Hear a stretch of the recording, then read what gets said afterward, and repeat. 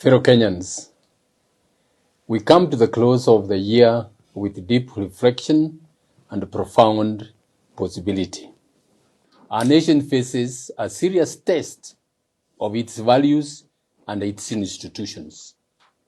Our economy is in peril, with more and more Kenyans being pushed into poverty, while a few live lavish lives from stolen public funds. The economy is only working for Ruto and his cronies. The future of our children is at stake as education is mismanaged. Our healthcare system is broken, with Ruto and his friends siphoning billions of shillings out of tax-paying Kenyans through a shambolic SHA system that was designed not to bring healthcare to Kenyans, but to loot public resources. Yet even in this moment, we carry something precious and powerful, a constitution that, if faithfully lived, can reset our country and restore our hope. Our constitution is not just a document. It is the moral covenant between the Kenyan people and those entrusted with leadership. It is the clearest expression of our collective will to build a just, accountable, and dignified nation. My commitment to you, fellow Kenyans, is simple and unwavering: to govern through Katiba, which means constitutionalism, in word, spirit, and deed. Ukatiba means that no individual is above the law, not even the president. It means power is exercised as a trust, not as a privilege. It means leadership is service and not entitlement. Central to this commitment is one urgent task: ending the culture of corruption and impunity that has held our nation hostage for too long. Corruption is not merely an economic crime. It is a moral failure that steals from the poor, weakens our institutions, and robs our children of their future. Under my presidency, Kenya will change, not through slogans, but through fidelity to the Constitution. There can be no nation without the rule of law.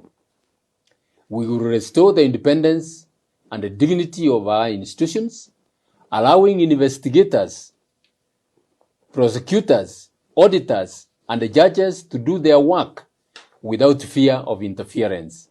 We will ensure that integrity in public office is not optional, because integrity is the demand that makes the difference between mediocrity and excellence, chaos and justice, sorrow and success. We will regard the people's money openly, honestly, and without fear. Corruption thrives in secrecy, but with us in the light. We will respect devolution as a system of shared power and shared responsibility, bringing services closer to the people while insisting on accountability at every level of government. Through the same fidelity to Katiba, we will rebuild an economy that rewards honest enterprise and hard work, lowers the cost of living, and creates opportunity while renewing our education system so that every child, regardless of background, has access to quality learning that prepares them for dignity and productivity as well as citizenship. Ukatiba will also guide us to restore our broken healthcare system by enforcing the right to healthcare, ensuring public funds reach hospitals and clinics, and guaranteeing that no Kenyan is denied care because of corruption, neglect, or poverty. My fellow Kenyans, corruption has survived in our country because impunity has been normalized. Under Ukatiba, consequences will be certain, justice will be impartial, and the law will be predictable. When that happens, corruption stops being a system and becomes a risk. This is how we will reset our republic.